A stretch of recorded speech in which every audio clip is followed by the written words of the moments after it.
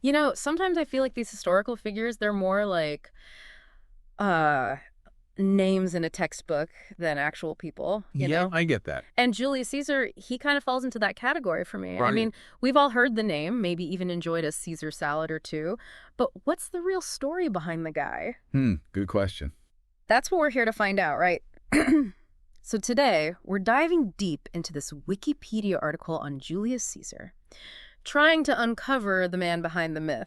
And trust me, there's way more to Caesar than salad dressing and a Shakespeare play. Absolutely. What's fascinating is how much Caesar's life still, resonates today. His name alone, Caesar. It's become synonymous with power, leadership, heck, with the very idea of empire. Yeah, it's everywhere. Kaiser, Tsar, these words all echo his They legacies. do. They do. But how did he achieve that kind of immortality? To understand that, we have to go back to his beginnings, back to a Rome on the brink of change. Okay, so let's set the stage here. We're talking about ancient Rome, the Roman Republic. Right. And Caesar, he wasn't born an emperor. In fact, he wasn't born into immense power at all. No, not really, no. His family, while claiming this wild lineage back to Venus the Oh, goddess, yeah. weren't exactly the most influential players in the Roman Republic. Imagine putting descended from a goddess on your family tree. It seems outrageous to us, right? Yeah. But it speaks volumes about how the Romans viewed ancestry, image, even back then. It's wild. And for Caesar,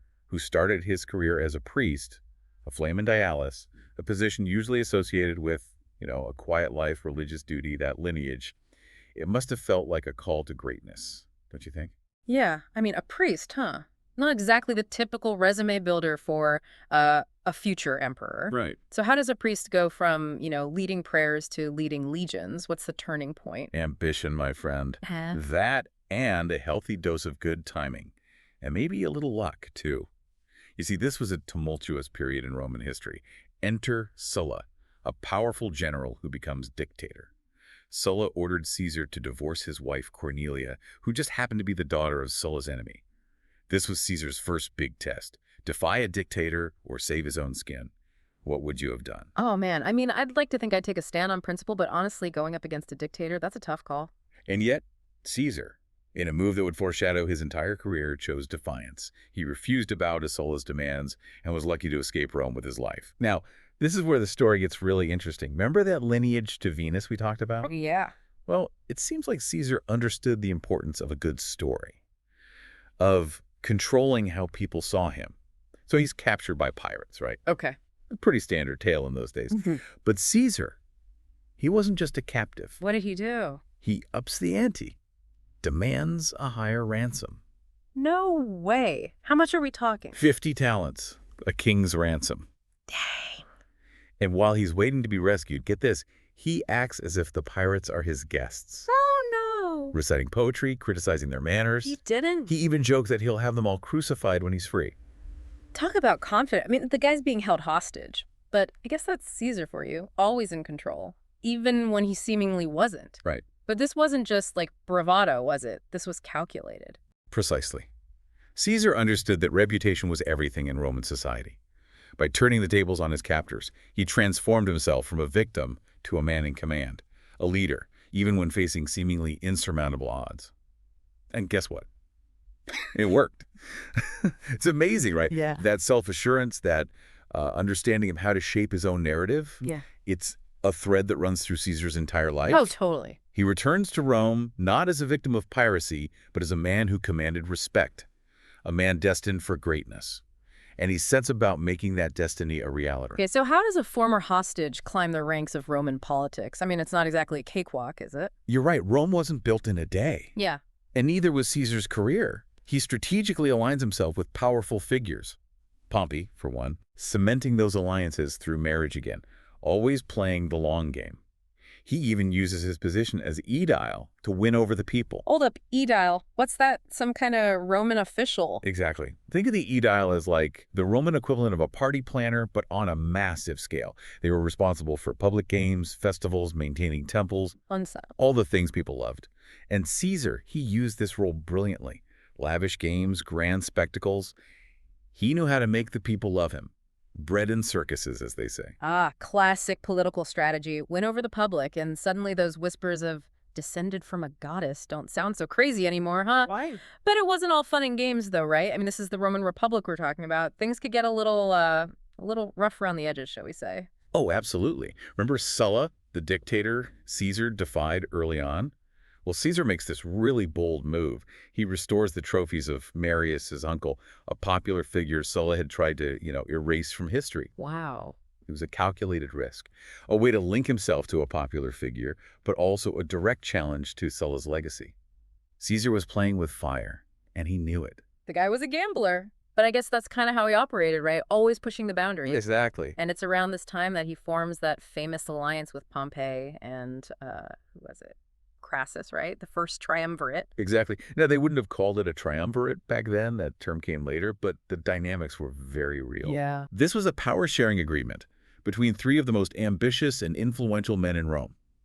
Imagine a political alliance so potent, so fraught with ambition, that it could shake the very foundations of the Republic. Talk about a power move. But they weren't exactly best buds, though, were they? This alliance was always kind of on the verge of imploding, wasn't it? You're spot on. They needed each other to achieve their individual goals, but their ambitions often clashed.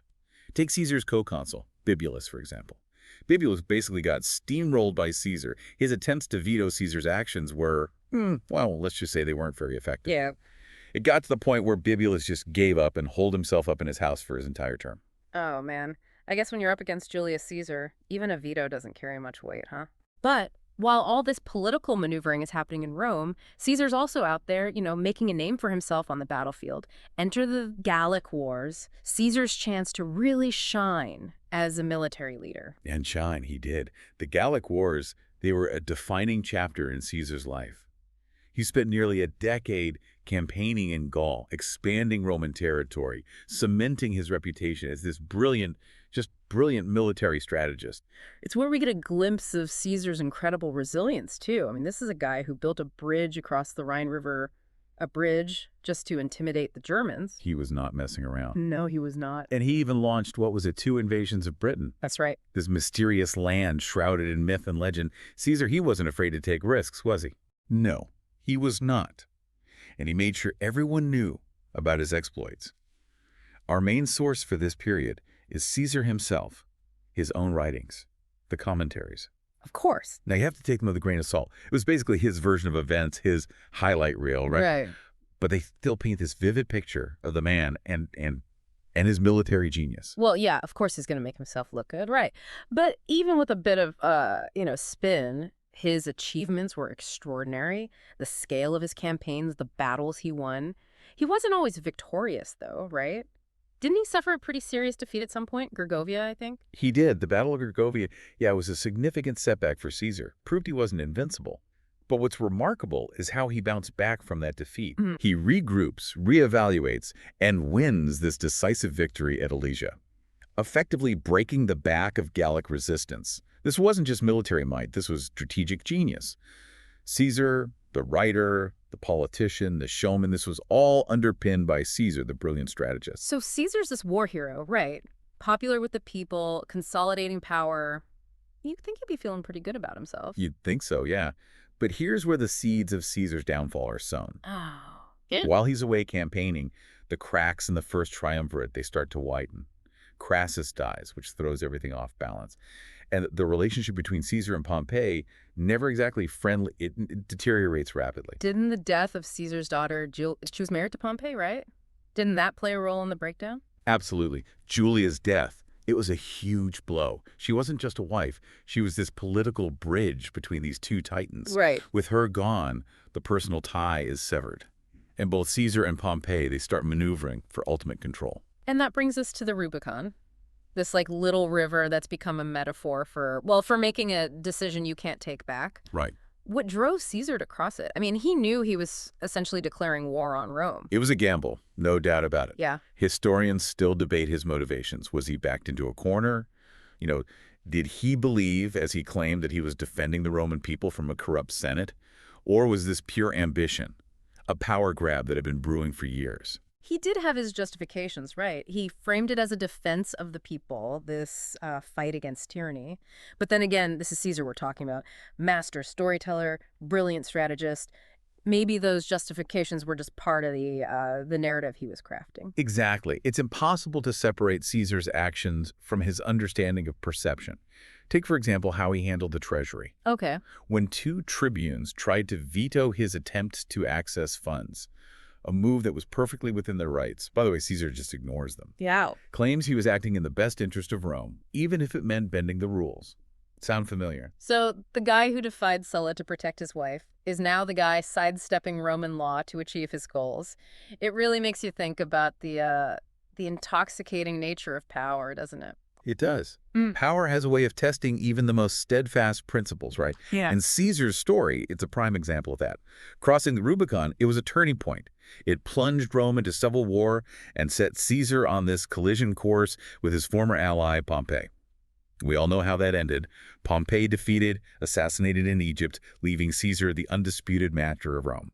Which brings us to another legendary figure, Cleopatra. So was their relationship just a love story, or was there something more strategic going on there? Let's just say Caesar wasn't one to let romance get in the way of his political judgment. Right. He gets embroiled in Egyptian politics, supporting Cleopatra in her power struggle with her brother Ptolemy. He even has a son with her, Caesarion. Wow, talk about a souvenir from a military campaign. A son. And Caesar later adopts Octavian. Oh boy, talk about a recipe for some serious family drama. Oh, yeah. But getting back to Caesar's rise to absolute power, he returns to Rome not just as a conquering hero, but as a dictator. Multiple times, in fact.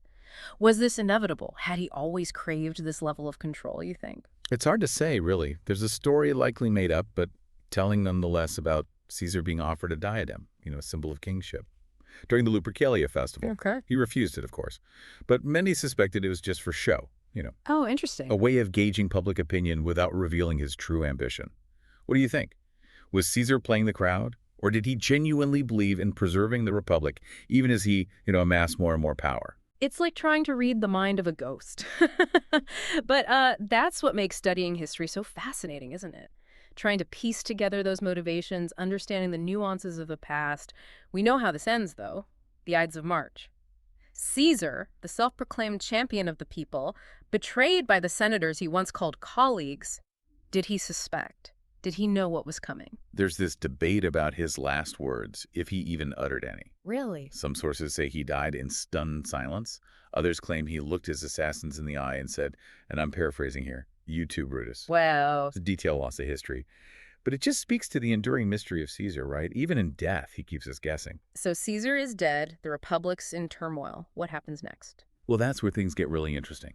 You see, Caesar might be gone, but his legacy, his impact on Rome, is just beginning. The conspirators, they thought killing Caesar would save the Republic. They were wrong. Oh, wow. In many ways, their actions paved the way for the very thing they feared, the rise of the Roman Empire. But that's a deep dive for another day. I think we're about out of time, but before we wrap up, any final thoughts on Caesar? What should we take away from this extraordinary life, this dramatic death? Caesar's story, it's a reminder that history is never simple, never black and white. He was a man of contradictions, brilliant and ruthless, charismatic and calculating. He embodied the best and worst of humanity. And his legacy, it continues to fascinate us, frustrate us, inspire us. All these centuries later, remember those echoes of his name we talked about earlier? Yeah. Kaiser, Tsar, those aren't just titles. They're reminders that the choices we make, the legacies we build, they can resonate for generations. So the next time you encounter Caesar's name, don't just think about salads or Shakespeare. Remember the man, the myth, the legend. A man who, for better or for worse, shaped the world we live in today. Absolutely. Well said. And on that note, we'll wrap up our deep dive on Julius Caesar. Thanks for joining us, and we'll see you next time. Thank you for listening. If you love history, don't forget to subscribe to History with Bree and Peter. Join us for more fascinating stories from the past. Hit that subscribe button and never miss an episode.